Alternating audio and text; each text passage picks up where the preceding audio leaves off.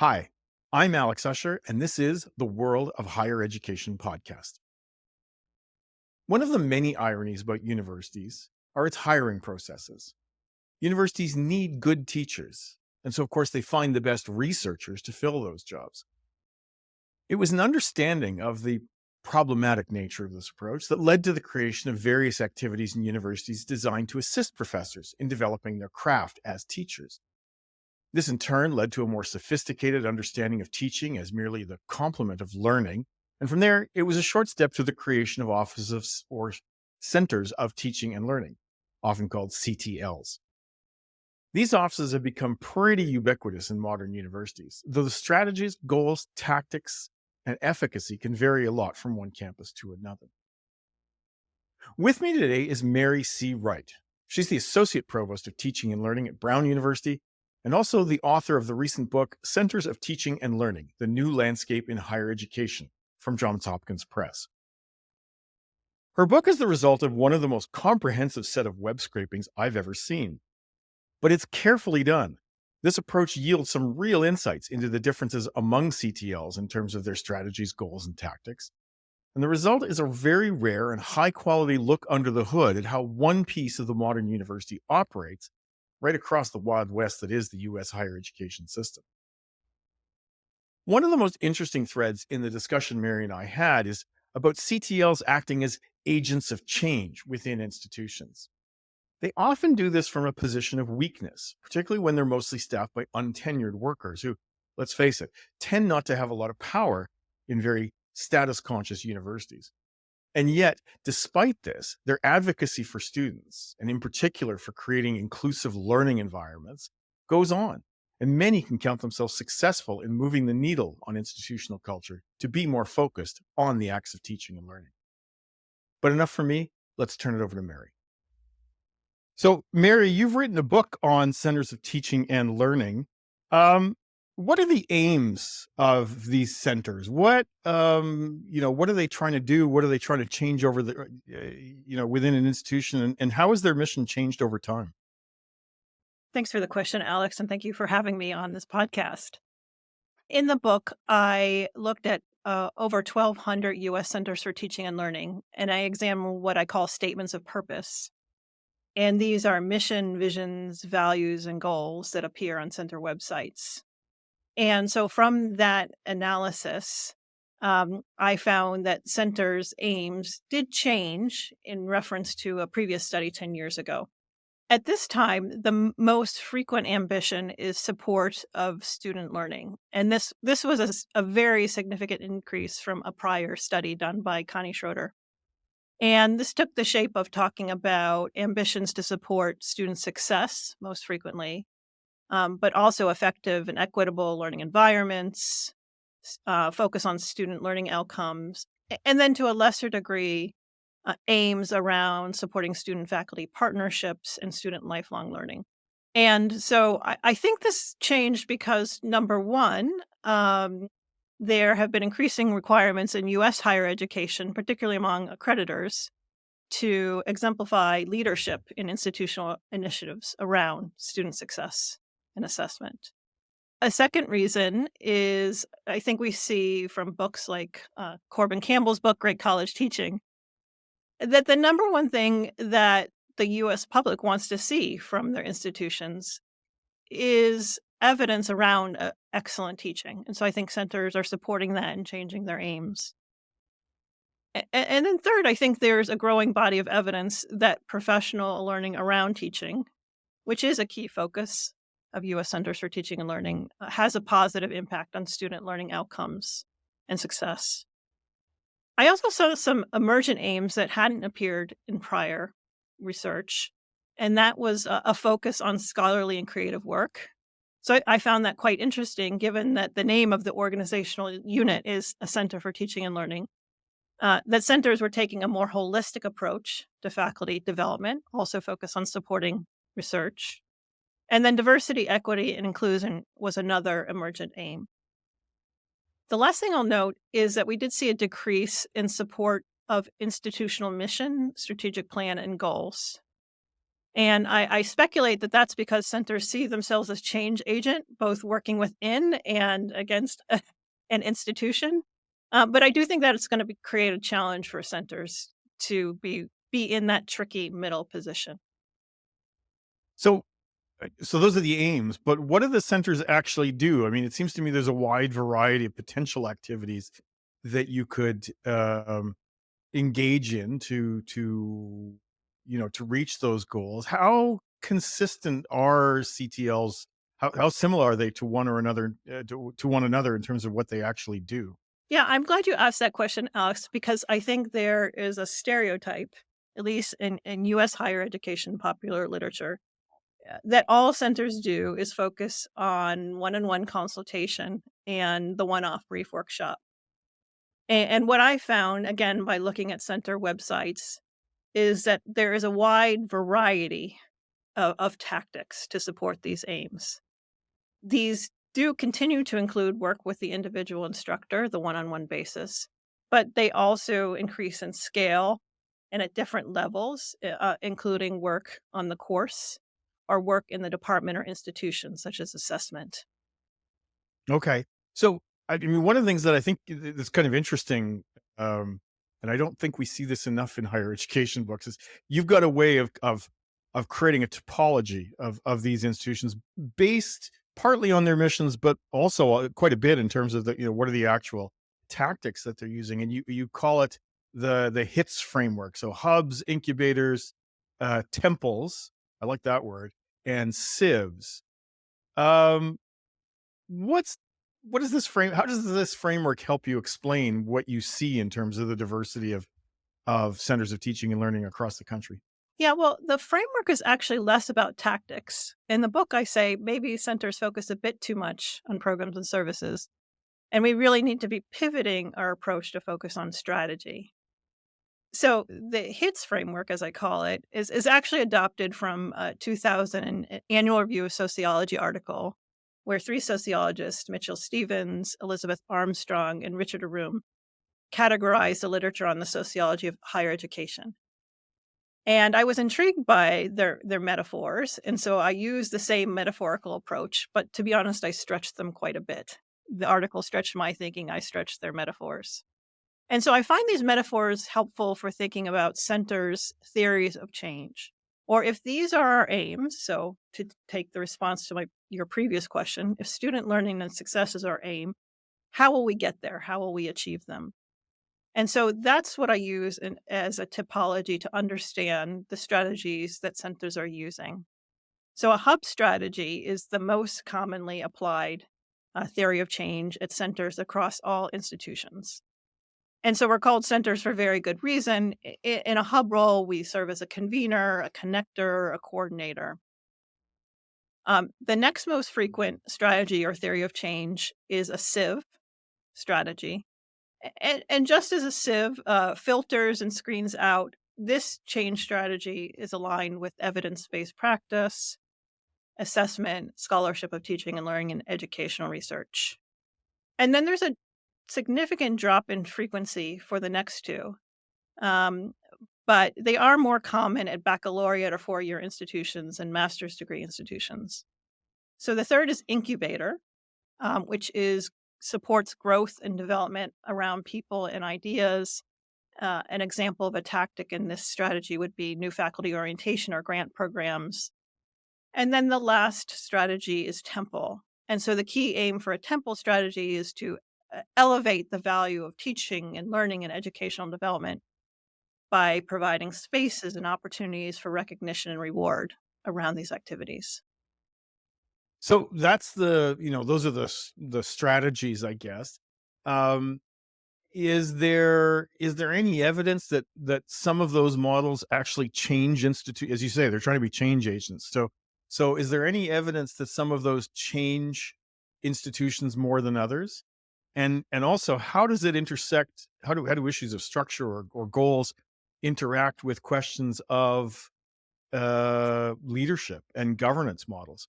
Yeah, well, I think there's evidence that all of those strategies can be effective. I present pros and cons for each in the books, Alex. I think in terms of the associated tactics with them, I think there's more or less evidence around that. And in the book, I say it's important for centers in these resource constrained times to also be attuned to alignment. That lining up your aim and your theory of change with your tactic is important because I pointed out some areas of misalignment as well. Y I think your next part of your question was around leadership and governance, is that Yeah. yeah, so, um, in the book, I think I make 3 points around this, and again, they can be associated with any of the 4 strategies. But I do talk about the critical importance of engagement structures for us to stay deeply connected with our key constituencies, and I talk about these as formal mechanisms like advisory boards. But there can also be informal mechanisms like students as partners programs or faculty fellows. And this is important because many centers for teaching and learning are located within administration, but many of our colleges and universities are run by shared governance. And so to make change, I think it's essential for a CTL or Center for Teaching and Learning to position itself by staying connected to both administration and faculty, and for its programs to be responsive to the needs of academic staff and students. I think looking at the leadership of centers is another thing I examine. And a slight majority of centers are led by faculty. That's lesser proportion for larger centers like the one in which I work right now. I'm personally agnostic on whether that needs to be faculty. I think sociologists, a Weberian sociologist could say there's many different ways to achieve authority and credibility beyond a faculty title. But I do think at some institutions we do ourselves a disservice through a rotational model where the faculty director changes every couple of years. And I think that does centers a disservice because educational development is a field and there's a large body of scholarship surrounding effective operations and strategy. And so I think we need to honor that by having enduring leadership in a center. So, maybe you could tell me a little bit the balance between you were just talking about this a second ago. The balance between faculty and non-academic staff within a CTL. What's the relationship between the way they're staffed and the way they function? So, are hubs or temples likely to be more run more by non-academic staff? I mean, is there a relationship there or no? And it's an interesting question, Alex. I'm not sure it's one that I examine in the book. Um, but again, I think faculty engagement is important across all its strategies, all theories of change. Um, in my chapter around Center for Teaching and Learning evaluation, which I think is a critical activity for all centers to be engaged in, I do say that it's probably most important to keep careful track of faculty reach if one is using a hub theory of change. Again, that theory of change is around connection and convening, and so it seems to me important that if that's your theory of change, that you would be tracking that metric in how you evaluate your center. You know, an example like I present an example in the book of the Community College of Philadelphia's Faculty Center for Teaching and Learning, which talks about itself as the hub of professional learning. So given that, it would seem that an appropriate metric for evaluation would be around faculty reach, given that hub strategy.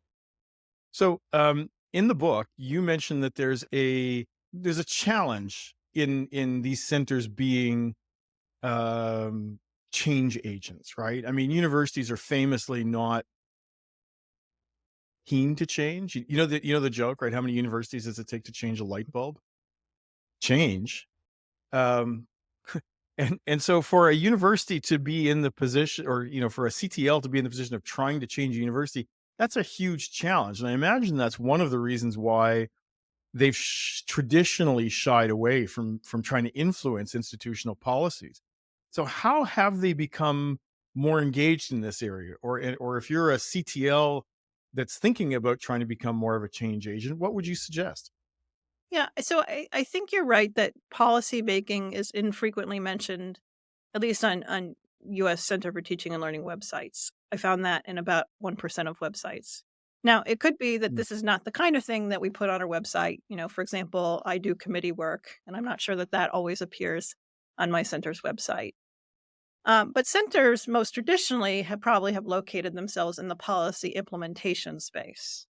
so that they're going to use their social networks and learning communities as powerful change strategies to move forward a policy that's been created. I think this is shifting, though. I think your question points to that. In terms of policy making, it may be that centers also haven't done this because they're worried about being perceived as being too top down.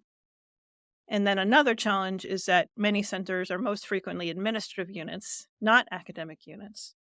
And because their leaders don't always have tenured appointments, sometimes they might not have priority to lead or participate on key committees. And so this does create barriers for participating in shared governance processes. But I do think that to do their work at scale, centers are realizing that this is a really important leadership space for them to inhabit. And I make some recommendations for senior leaders to help centers do that so that their work can be at scale.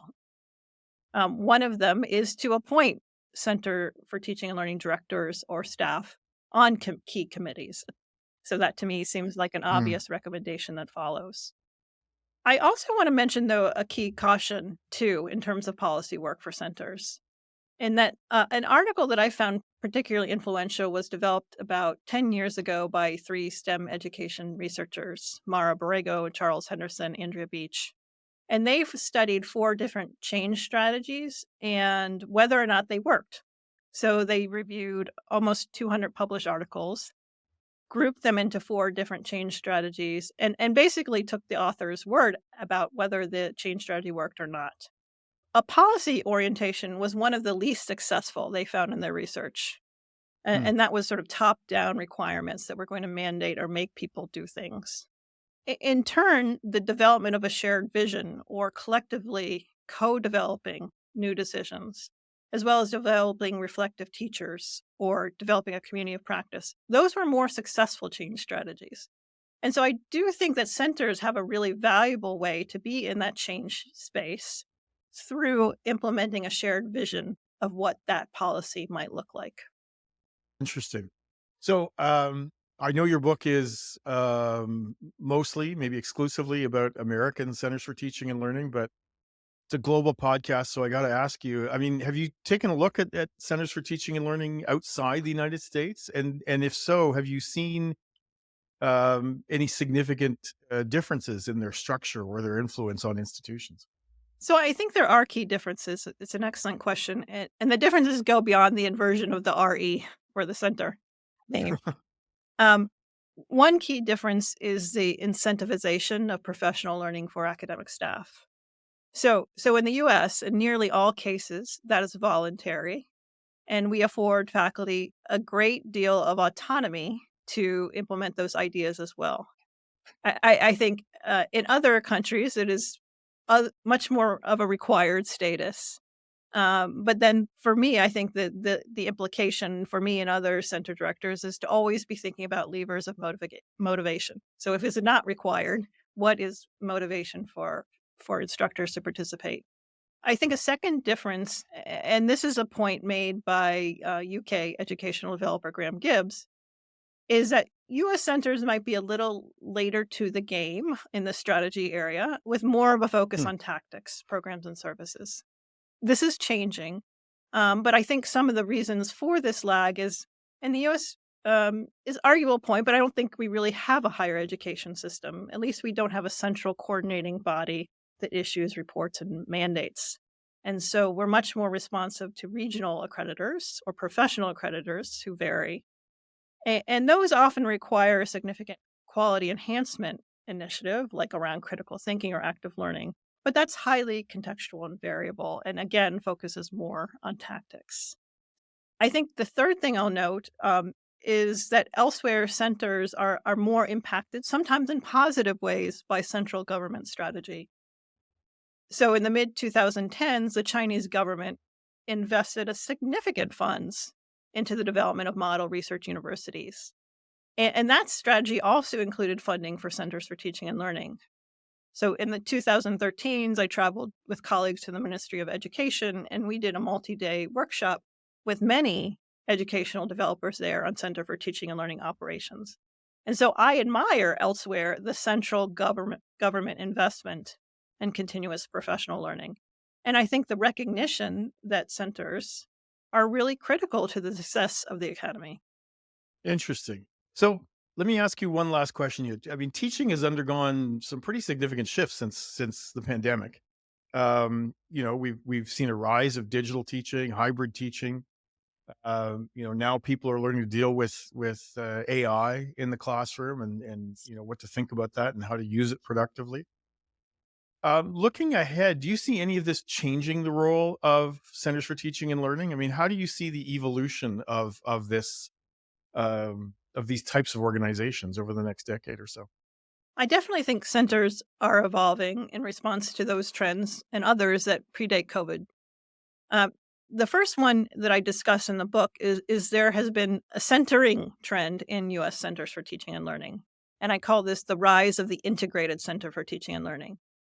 So these are centers that bring together functions that traditionally have been located elsewhere in the academy, like instructional technology and online learning. I mentioned before research and creative work. That type of holistic professional learning is also being centered in centers for teaching and learning. Assessment, writing, and service learning and community engagement. So there's a growing integrative trend in those units. The second is that centers are having to respond to resource constraints that impact the higher education sector more broadly. We see this through consortia or networked approaches, so that centers might be working together with other institutions to collaborate on things as small as an event, but also on more ongoing programming as well. Another reaction to resource constraints that I talk about in the book is that it's really important to focus on your theory of change and alignment. We need to be mindful that we can't do it all because centers often have located in them many different functions. They seem to be a good point for administrators to say, oh, let's put it in the center. And that creates mission creep. So that kind of focus, I think, is important given resource constraints. A third change that I mentioned in response to one of your earlier question was the rise or is the rise in learning focus aims. We see this not only in student learning and success, but the second most frequent aim is faculty learning. And the third most frequent aim is organizational change or organizational learning. So, really, learning is now at the center of the work. And I think there's evidence that centers are achieving this. And so I hope the book communicates the power of a good center for teaching and learning and contributing to institutional effectiveness, the faculty experience, and equitable student outcomes. But I think it also positions centers as critical for helping colleges and universities be learning organizations. With increasing crises these days and challenges coming down the road, it seems every single week, our institutions need to develop institutional resilience. And so centers can really help higher education institutions navigate those challenges. Mary Wright, thank you so much for being with us today. Thank you for having me, Alex. And it just remains for me to thank our excellent producers, Tiffany McLennan and Sam Pufek. And of course, you, the listener, for tuning in. If you have any questions or comments about this week's episode, please don't hesitate to get in touch with us at podcast@higheredstrategy.com. Don't forget to subscribe to our YouTube channel. Never miss an episode of The World of Higher Education podcast. Join us next week, and our guest will be Marek van der Vende. She is the Distinguished Faculty Professor of Higher Education at Utrecht University in the Faculty of Law, Economics, and Governance. And she is joining us to talk about the quite brutal set of cuts being imposed on universities by the new government in the Netherlands. See you then.